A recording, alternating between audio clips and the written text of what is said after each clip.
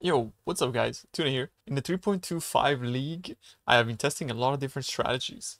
And I wanted to talk to you guys through a little bit about the strategies that I farmed, the things that I found successful, and basically how I made all my currency, as it's been a lot requested a lot on my stream to talk about my experiences and the things that I farmed and that kind of stuff.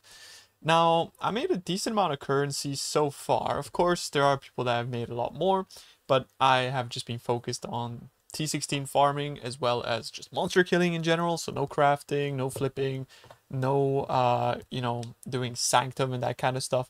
Although I do think that right now sanctum is the best strategy to make currency with as little sort of input as possible, in that you do not have to do much aside for buy the log, not the logbook, sorry, the books themselves.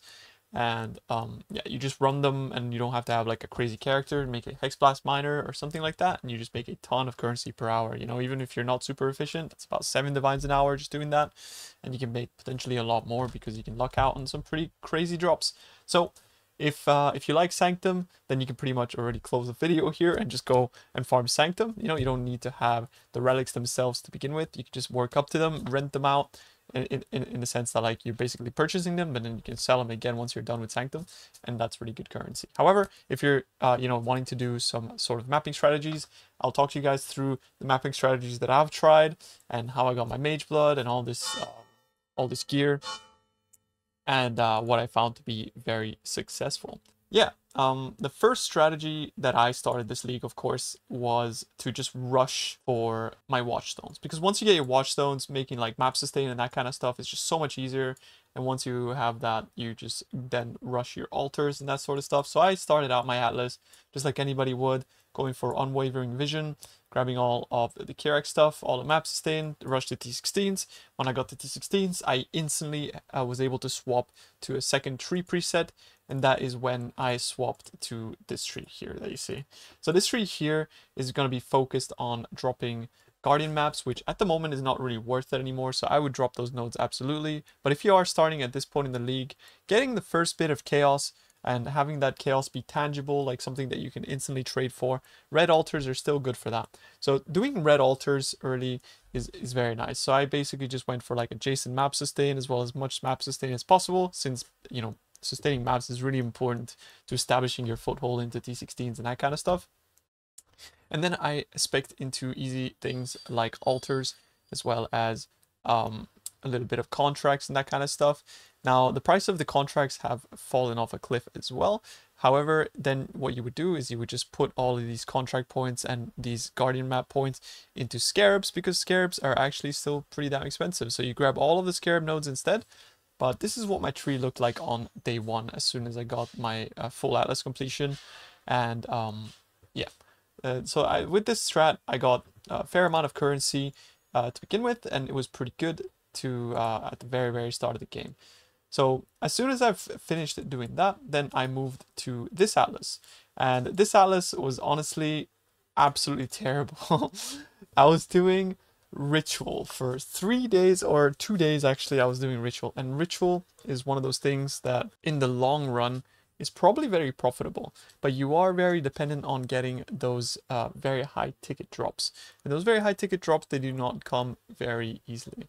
Now, in the entire time that I was doing this, the best thing that I've gotten was a 15 divine wand base, but you got to keep in mind that I was using some pretty expensive scarabs for ritual. So the reason why I wasn't really making that much currency is because I was using the full scarab combo, right? I was using 2 of the rusted ritual scarabs, as well as 2 of the gilded, and 1 of the polished. The polished one, actually, you can forego. It's not that good, but the gilded ones are very strong, as well as the rusted ones. So yeah, using a combination of 2 and 2, that's how you get like a crazy amount of loot appearing in your rituals. And basically, yeah, I was running like rituals a lot, and I was just losing money doing ritual. It was not good at all. So yeah, I do not recommend ritual at all for anybody who wants to farm ritual. But the cool thing about ritual is that then at the end of the map, when you get to it, the ritual window looks like this, and you have a ton of items to filter through and a ton of items to look at. And it's really interesting because sometimes there's some really good stuff. But one thing to mention is that you need a filter that shows you identified mods as well, because there is a lot of really good rares that are appearing in Ritual. And those rares, like if you just put them in a dump tab of like 1 divine or something like that, then you can actually make a decent amount of profit just selling the rares themselves. So that can cover a lot of your costs that you incur when doing Ritual.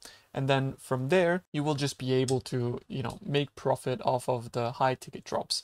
But overall, I think this strategy is one of those things that if you don't do for many, many hours, you're just going to end up not seeing that many returns. But I think if you are to sort of look at a window of, imagine we look at a window of like 100 hours. In 100 hours, you're actually going to be making a lot of profit doing Ritual. The only thing is that it's like kind of like the gambler's fallacy that you got to keep going until you get something big. But if you get something big at that point, I feel like that's when you should probably stop and move to another strat that has a little bit better of a reward curve, right? It's not just like massive bumps and stuff like that. So that is kind of why like I stopped doing that. And I think Ritual itself is not like really a great strat to recommend to people that are starting to get into endgame farming. On the other hand, Essence absolutely is. Now the Essence market is a little bit saturated and it does require you to do a lot of bulk selling, but thanks to PoE Exchange, which I released a video of yesterday, you're able to bulk sell all your stash tabs very easily.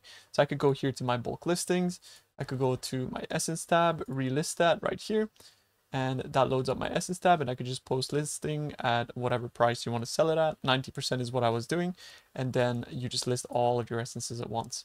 So this strat included using Essence on the map device, one calcification, one of the winged ones, and then you go for one of the polished ones.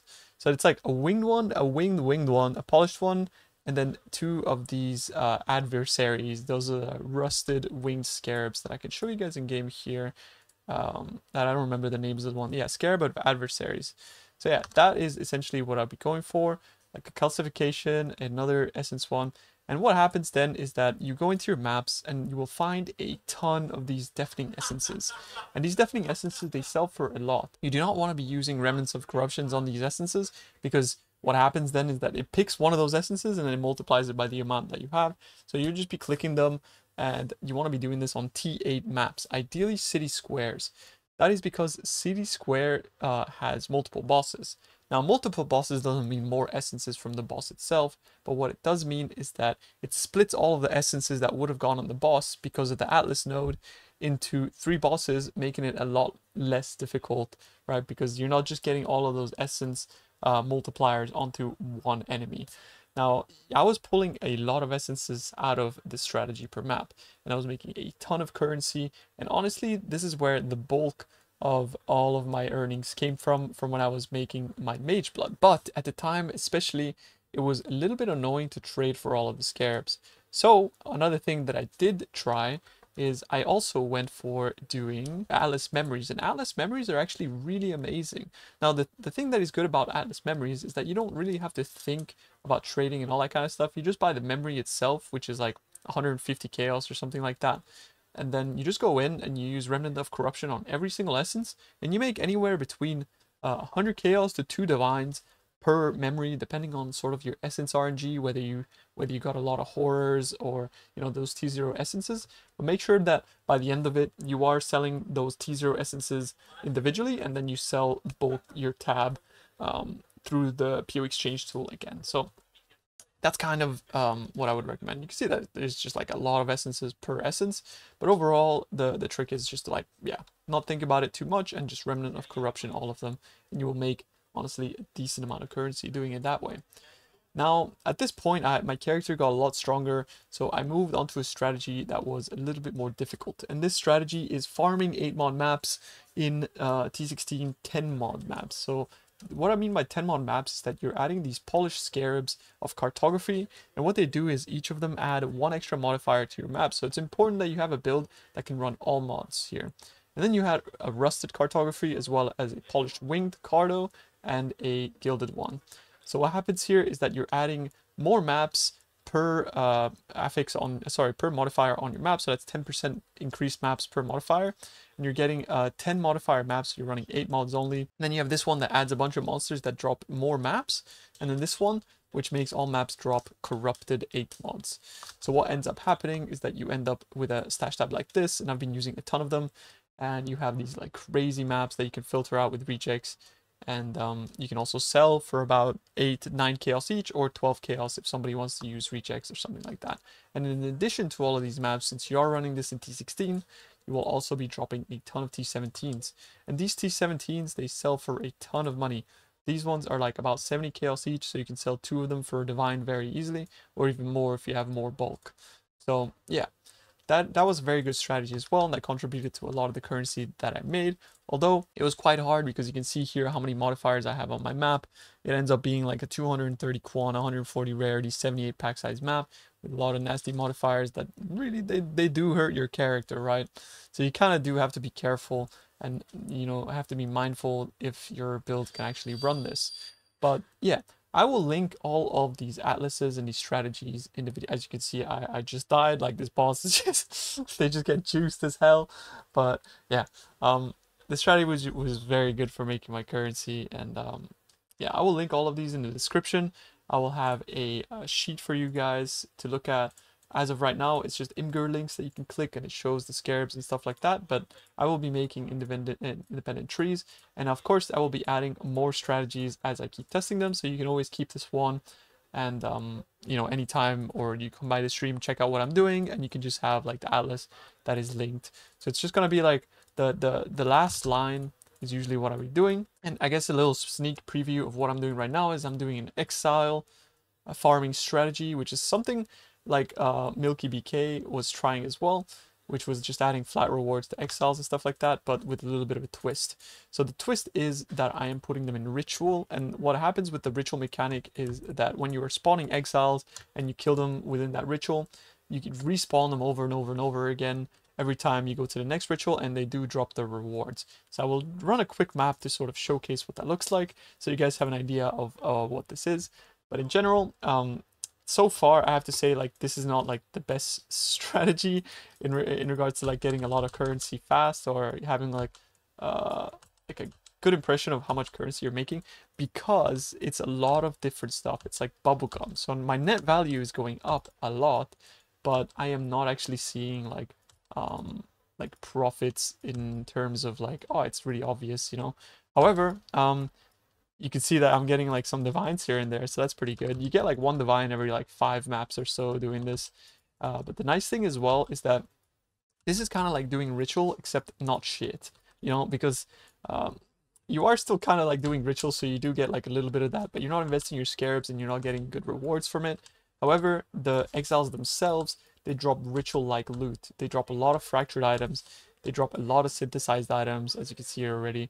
Like, if that's like a percentage strength belt, or like a percentage int belt or something like that, that would sell for a couple divines. I've dropped a percentage dexterity ring that I've listed for 10 divs, for example, already. And I've only really been doing this since last night. But this isn't really a strategy that I would like highly recommend to people. It's more of like a more good ritual strat, because on top of getting all of the loot from the rogue exiles, they also drop so many scarabs and maps, as well as chisels, all of this bubblegum currency, and all of this good stuff. As you can see, like scarabs, and this synergizes really well. And I'm gonna die to a bleed. It's pretty rippy as well, you know, so keep that in mind too. But yeah, you can see that like I sold it before last night. My scarab tab is already back up to like being 20 divines or something like that. All of these essences, which is not many of them, like honestly it's not many at all, but those essences come from the rogue exiles too. They drop some div cards, as well as some uniques, you know. It also dropped like a Diala, some Valdo's puzzle boxes, and as I said, like synthesized rings and synthesized items, abyssal jewels, all that kind of stuff, as well as like raw divines. And yeah. So the strat is pretty good, but still a work in progress. Just a sneak peek for you guys that wanted to know. But that is basically so far what I've farmed this league. Actually, one more thing that I didn't mention is that they drop a ton of these. So, I mean, these are like 5C each, you know, it's not bad. It's a little bit of extra profit. But yeah, that is what I've been doing so far this league. And if you want to check out what I've been doing, or what I'm doing at the moment, you can always drop by the Twitch and, you know, just basically type !Atlas to steal the strats. Otherwise, thank you very much for watching, guys. I hope you enjoyed the video, and I hope it's been helpful a little bit, and I hope you guys are more motivated to farm currency and get your mage blood too. Alright, peace out, everyone. Have a good one, boys.